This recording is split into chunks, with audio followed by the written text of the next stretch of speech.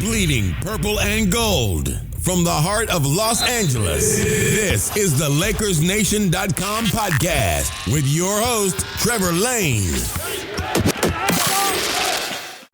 Welcome to today's show. As always, we are powered by LakersNation.com and CLNS Media. Now, for today's show, we've got plenty to talk about. We've brought in Eric Pincus of Bleacher Report, Basketball Insiders, and the Hollywood Hoops podcast to talk a bit about what's going on with the Lakers as we're getting closer to the trade deadline. Eric, thanks so much for hopping on here.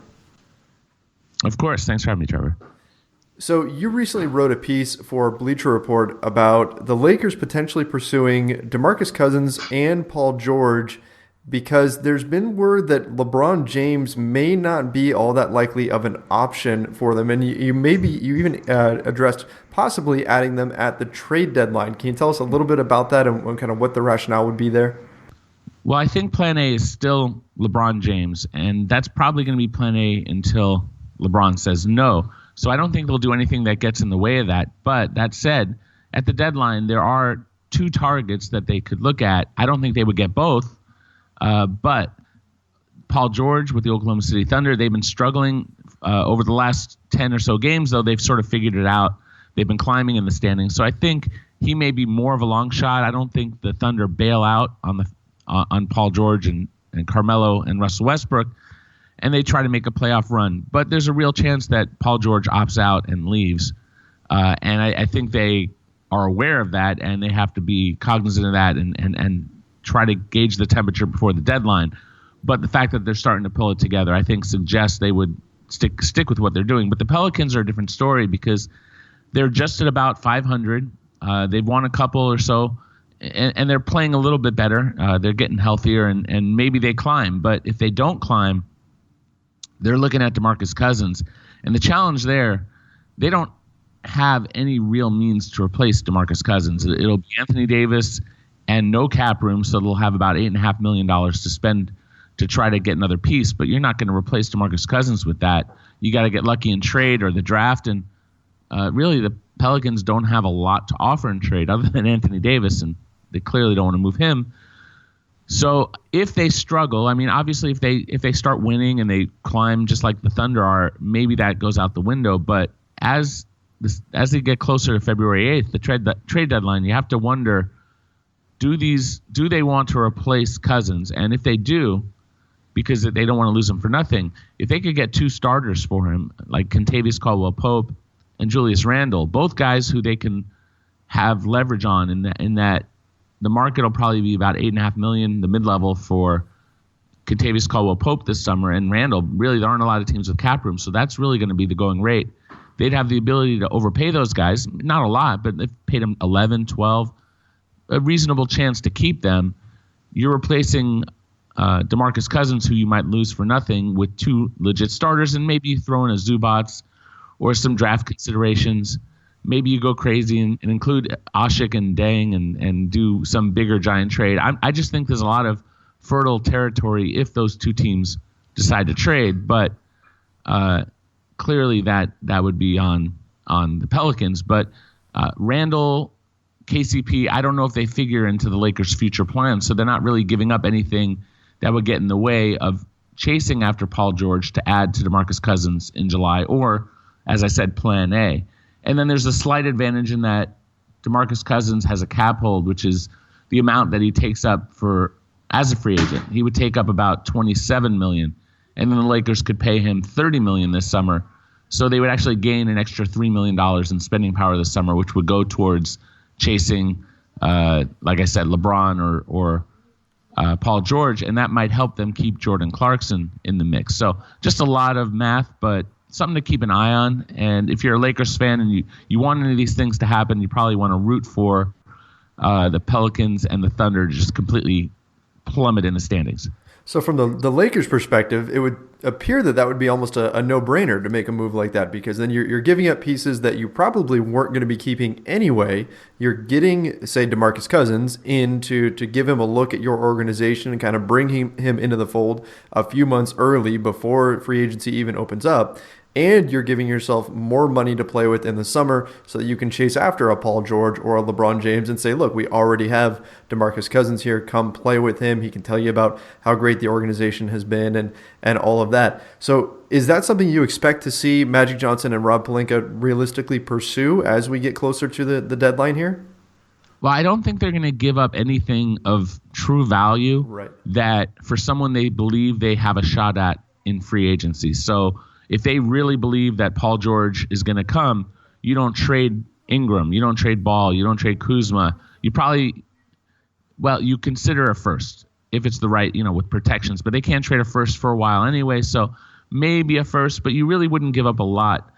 But that said, if you're giving up Randle, who, Adrian Wojnarowski has reported they shopped or at least discussed with Dallas in a trade for Nerlens Noel. Nothing came of it. If you're going to move him anyway, if you're not planning on keeping him, they've relegated him to the bench. I think he's been really good this year off the bench, but I don't think Randle believes he's a backup center, although I kind of believe he's a backup center in this league. Yeah. It doesn't matter what I think. It doesn't matter what Luke thinks. If Luke is right, it matters what the player thinks when he goes and hits free agency and is looking for a fit that matches what they want.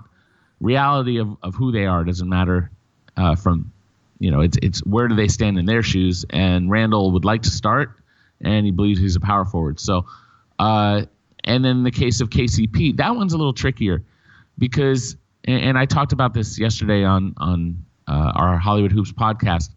If you kind of look at the tea leaves a little bit, and maybe I'm overthinking here, but KCP seems to get like every clutch opportunity he's making like 1 out of 8 of them or so. I'm just making up a number, but it seems like that. And he's a Rich Paul client, right? Which is a LeBron James client, and rather LeBron James agent. Although maybe that's correct. Maybe Rich Paul is a LeBron James you client. may have been right there. And then they're going after Noel. In theory, I don't know the full story on that. Maybe Dallas approached the Lakers and they said, no, we don't want Noel. So I can't say that outright. But let's say that they did inquire about Noel. Now you're talking about another Rich Paul client. And there was a rumor, and I forget who said it in a podcast or wrote it in a story, that the Lakers had a plan of adding Noel and LeBron together next summer. And some people said, like, what? Why Noel? But it's all about Rich Paul. So in theory, they're really trying to play up the LeBron James, Rich Paul relationship and try to get something going there. So maybe KCP is 100% on the we won't trade him list simply because of the LeBron James connection. That may be a very real thing. I'm making it up, but there's a real possibility it's true. And then if you look at it conversely, Aaron Mintz is the agent of D'Angelo Russell. They traded him. He was not really happy that they gave up on him. They put Julius Randle on the bench, and they've had all this static, and they've shopped him. He's an Aaron Mintz client, and Paul George is an Aaron Mintz client with CAA. So in a sense, they're completely, arguably kissing up to Rich Paul and really doing things to Aaron Mintz's clients that are unpleasant, or what they are unhappy about anyway. So I wonder where the Lakers' priorities are. It may be that they just flat out are in the LeBron James mix more on their side. Who knows what LeBron's doing? And maybe Paul George, they're just either taking for granted that he wants to come, or he's not as important, perhaps, to kiss up to his agent in the same way. Just a thought. How big of a factor do you think all of that is with the agents and all that kind of other stuff behind the scenes? Is that something that the Lakers are consciously thinking about when they're making these moves or considering these moves, or do you think it's more they just happen to really like KCP and think that he can hit shots in the clutch? I mean, where does the line get drawn there? Well, it's hard to say. How much does management talk to Luke about what they want in the future? And I don't know the answer to that. And that's the sort of thing that Luke's not going to really talk about. Even if you asked him directly, he'll say, oh, well, we talk all the time and we talk, but you won't get like a straight, clear answer because the coach isn't going to say that.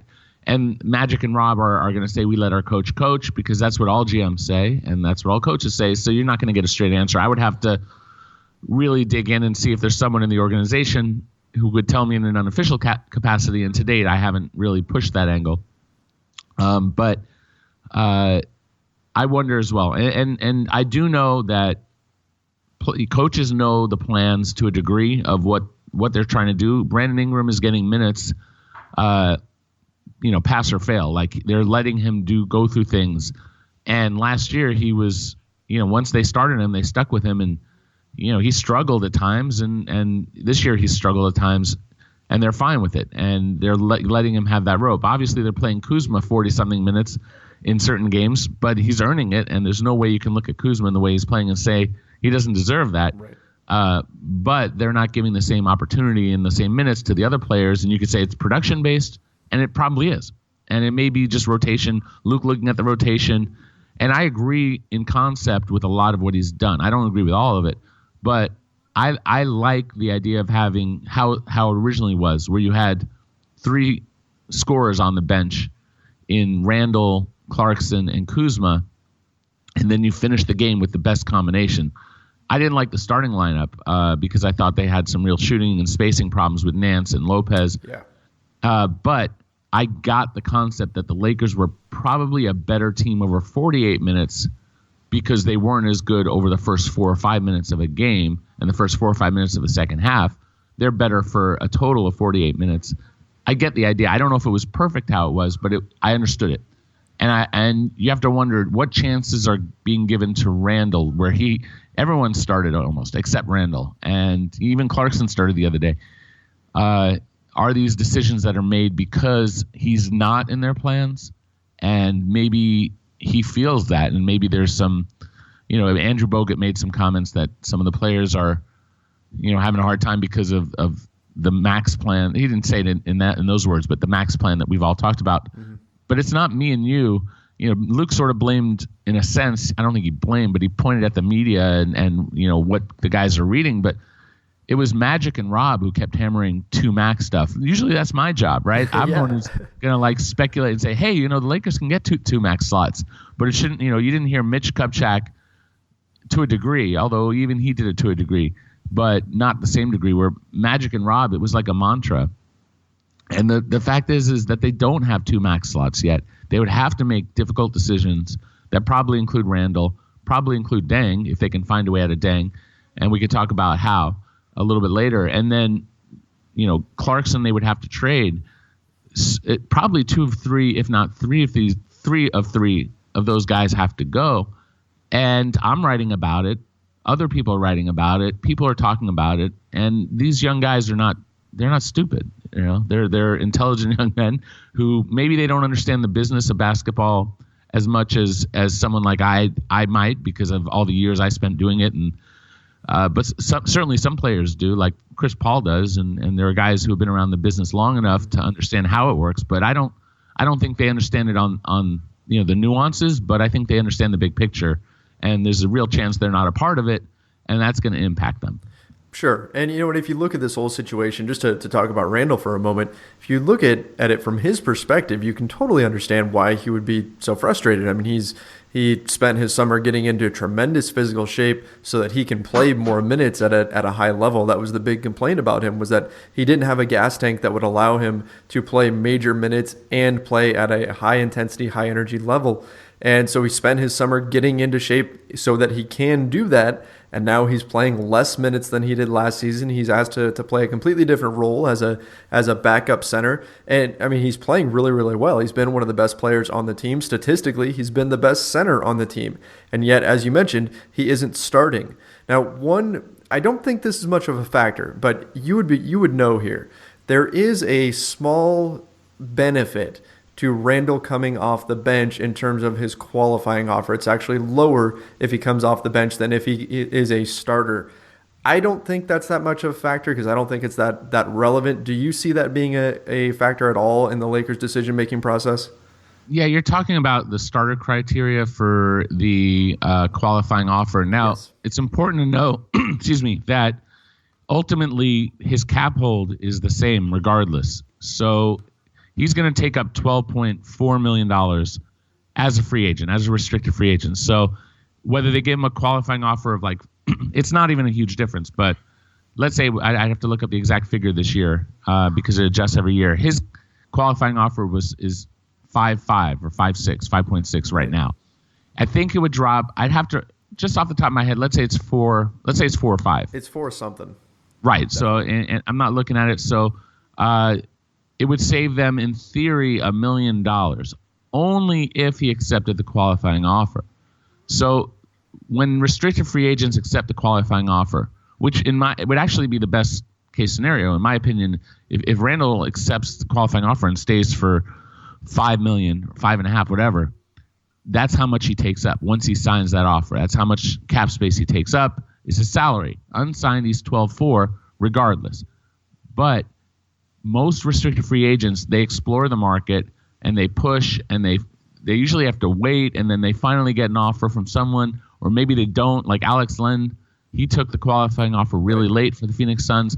Historically, if a player takes a qualifying offer, it happens in August or September, whereas these big decisions that are going to be made by the top free agents are probably going to be in the first 5 to 7 days of free agency, if not sooner. So maybe by July 5th to July 7th, maybe someone takes a long time, July 10th. I mean, that's pushing it.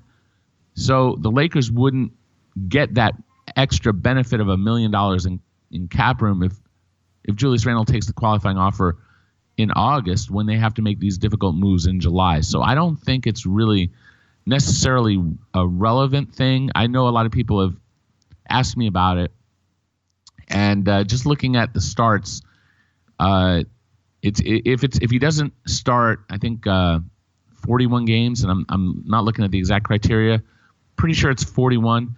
Right now he's at 0, but they would take the average over the 2 years, the last 2 years. So he started 73. So if he doesn't start, he will be under that. But they also take a look at the minutes. And he played, he played 74 games last year. He did 2,131 minutes last year. I would say he's on track for also not qualifying based on minutes. It's 2,000 minutes averaged over either in one season or averaged over 2. And right now it looks like he did. It depends if he plays 82 games. It's conceivable. 32 times 22.3. He's at 713 minutes so far with 50 games left. There's a reasonable chance he won't qualify as a starter. So if he doesn't, it impacts their qualifying offer. But does it really matter? I mean, it could, and it could help. And if he wanted to play ball, but I guess you could argue, let's say Aaron Mintz and the Lakers get in bed together and Paul George comes and Aaron Mintz says, sure, we'll help everybody out. Julius will take the qualifying offer. Then, yeah, it could help them. But as I kind of said earlier, feels like all they're doing is irritating Aaron Mintz, not really building up that kind of positive relationship. Absolutely. And it seems like Julius Randle probably wants to go somewhere else. I mean, as you mentioned, he sees himself as a starting power forward and not a backup center, even though he has been playing really well at that position. One other thing that I want to clarify that I've been seeing quite a bit online is that people are saying, well, what's going to happen is at the beginning of free agency, some team is going to know that the Lakers have to wait to get a decision from LeBron James or Paul George, and they're going to throw an offer at Julius Randle and try to make the Lakers just let him go because he's going to be restricted. But there's a few things at play. First of all, there's not that much cap space out there. And then here, I want you to correct me if I'm wrong on this.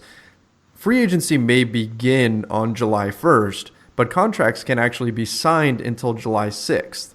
And so then the Lakers' 3-day counter for them or timer to determine whether or not they actually match that offer would start on July 6th, and they would in theory have until July 9th. So it's not like Julius Randle gets tossed an offer at 12:01 Mozgov style or anything like that on July 1st, and then the Lakers suddenly have to make a decision. They would actually have almost a week and a half before they would have to figure anything out with Randle's contract or make a decision on whether or not to match.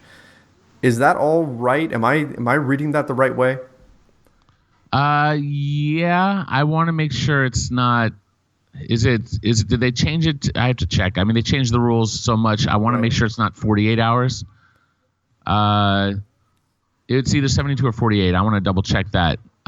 It's been 72 historically. So either way, we're looking at July 8th or July 9th before they have to really. So ideally, they would have heard from LeBron or Paul George or somebody by that point, right? There was talk during the negotiation, and there were rumors that they would start the clock on the first of, like, if someone signed July 1st, a qualifying, rather an offer sheet, that they would start the clock. But that ultimately isn't what they did. And so, yeah,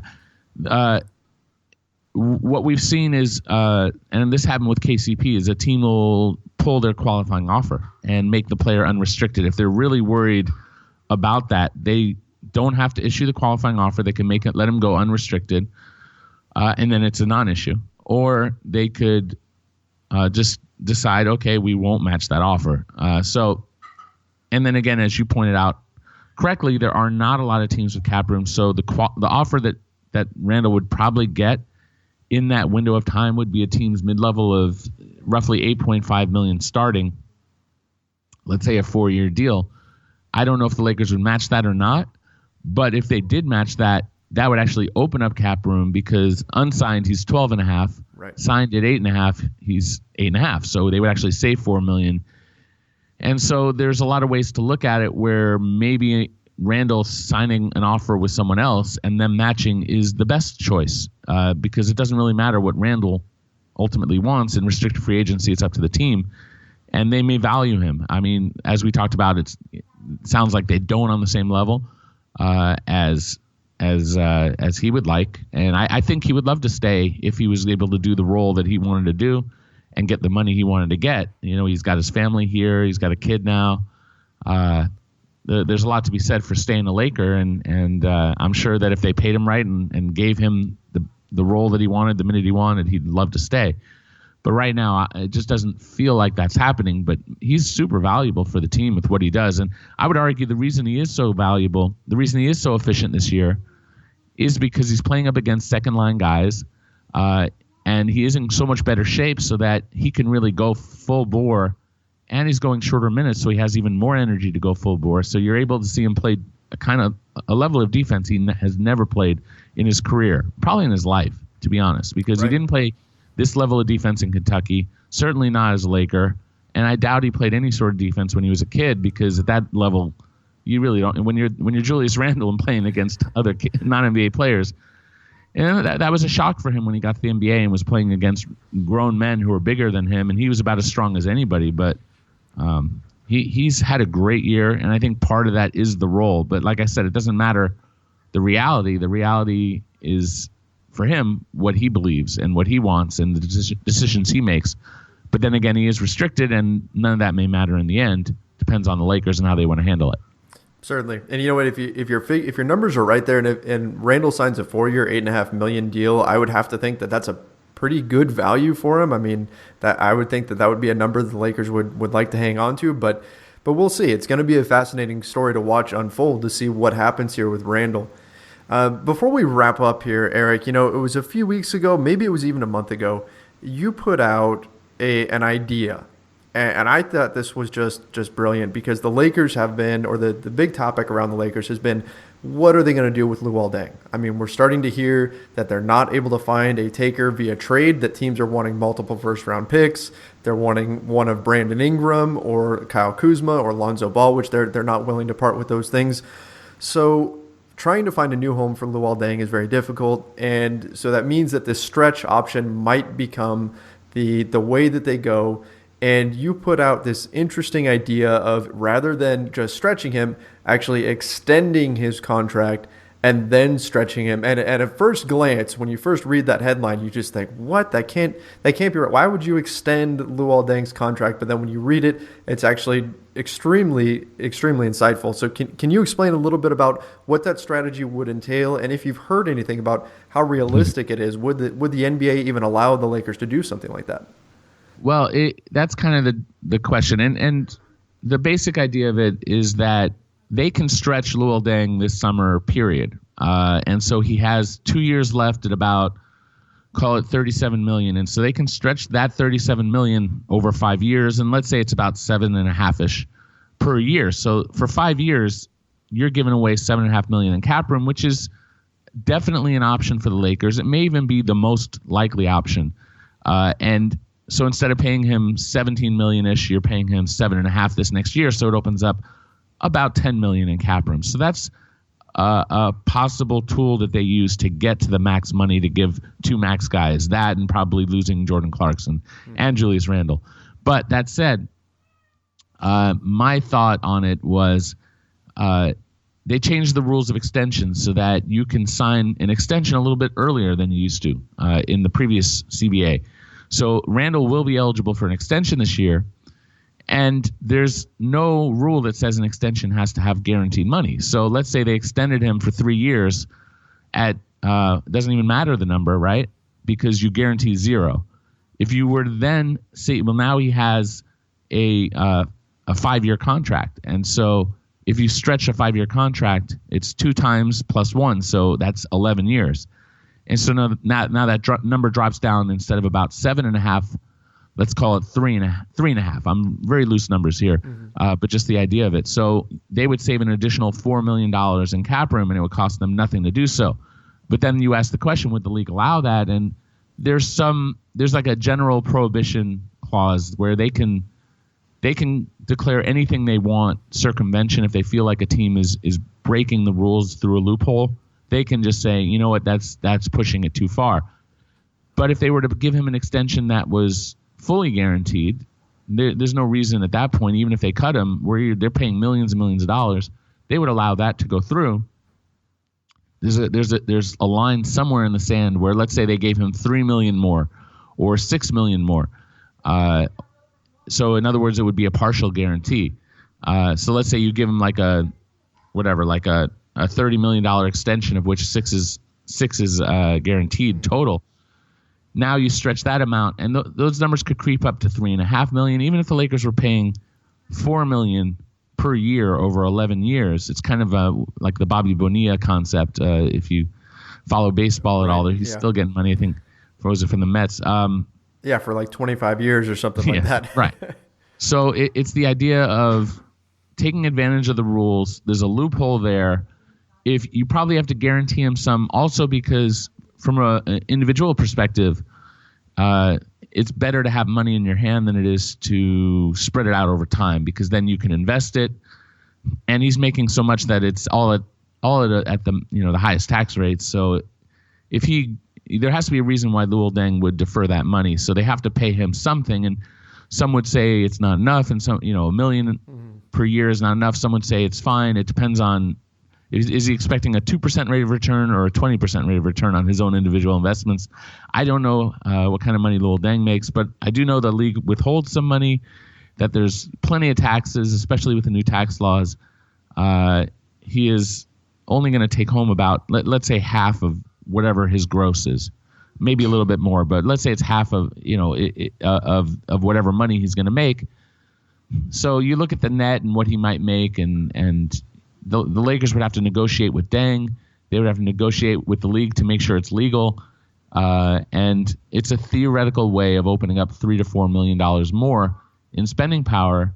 And if you do that sort of thing, and if you were able to trade for DeMarcus Cousins earlier, tying together our earlier conversation, it becomes really feasible to keep a guy like Jordan Clarkson, and if you trade Jordan Clarkson instead of Randle, it's feasible to keep Randle. I'm not saying I don't think the Pelicans would want Clarkson and KCP, but there's all kind. Maybe if we go back to the concept of the LeBron James thing, maybe they trade Clarkson with Randle to the Pelicans, assuming that the Pelicans were interested, and keep KCP, and then we're kind of tying everything together. Maybe they are kissing the ring, so to speak, with Rich Paul and LeBron James, and keep KCP instead of Clarkson, which I would rather have Clarkson personally when you're talking about on the court talent.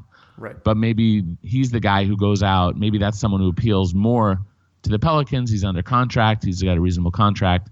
And then they're able to still go after LeBron and find a way to keep KCP. And maybe Rich Paul, because they're doing certain favors, is able to work certain favors for them. So, obviously that'd be up to LeBron more than Rich Paul. But just tying it all together, they have some flexibility.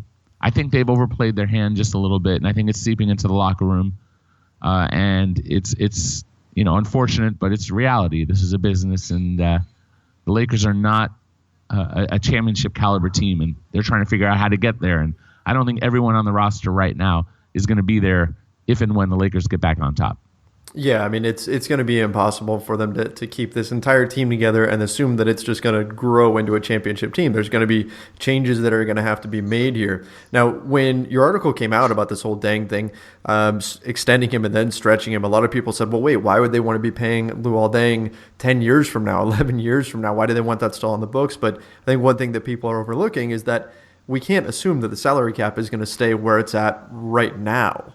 So he may be, if you follow through with your plan, maybe he's taking up 3% of the salary cap today, but 7 years from now, 8 years from now, that $3 million hit or $4 million hit will look, even lighter in the future as the salary cap continues to grow. So I think that's a factor that we have to keep in mind here too, where, on the surface, it seems like not a good thing to be paying Luol Deng 10 years from now, but the amount of cap space he'd be taking up theoretically should be less than it is today, which would be something to factor in. If you say it's 2 to 4% of the cap, that is not a lot at all, because the cap is ridiculous compared to like $4 million.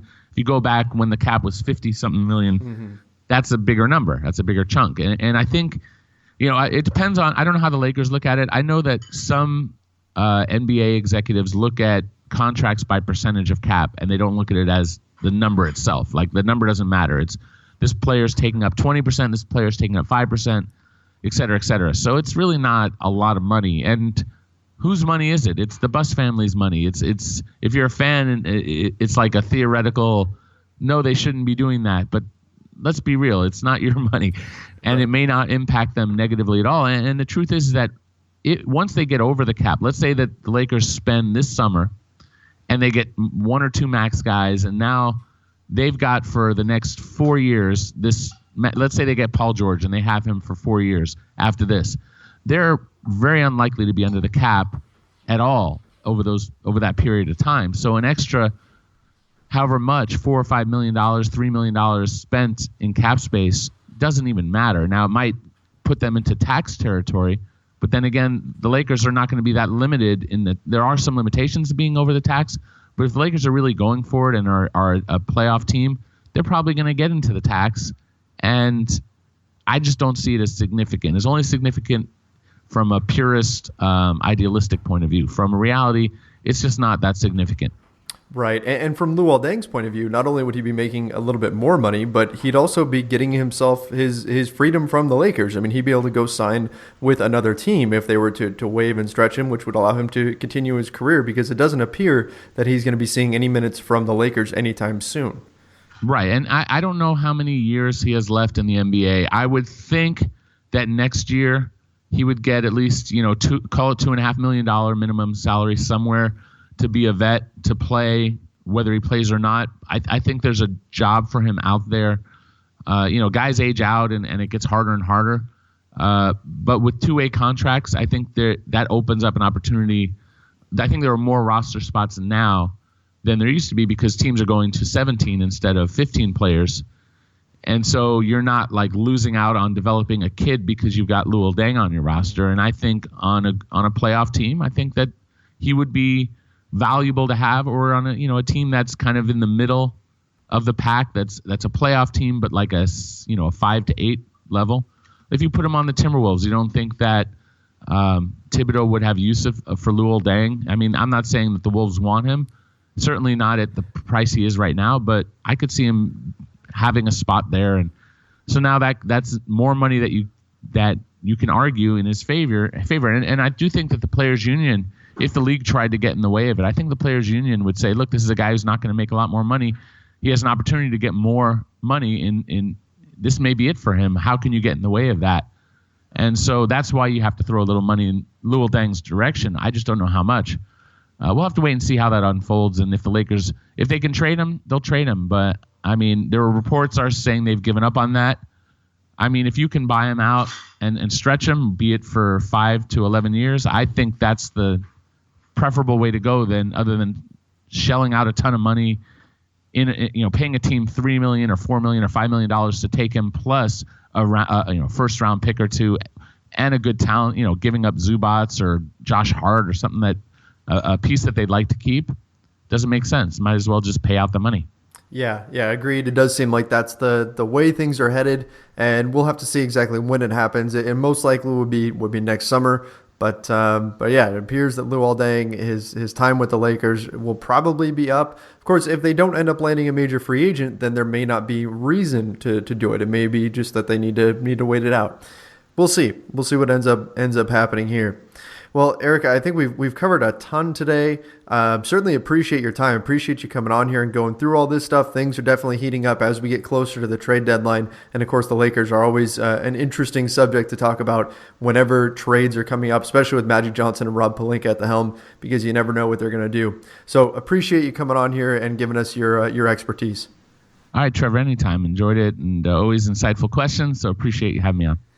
And of course, you can find Eric's work on Bleacher Report, Basketball Insiders, and of course, go check out the Hollywood Hoops podcast. Always a great listen. That's going to wrap things up for us today. Next Monday, we normally publish shows on Monday, but that's New Year's Day. So just like this last week, we're going to take that one off, and we'll have a show coming out for you next Thursday. So this show is going to publish on Thursday. So that'll be a week from today that you can hear the next episode of the Lakers Nation podcast. Don't forget, guys, head over to LakersNation.com for all your latest Lakers news, and make sure you head over to iTunes, rate, review, and subscribe to this show. My name's Trevor Lane, and this has been the Lakers Nation podcast. See ya.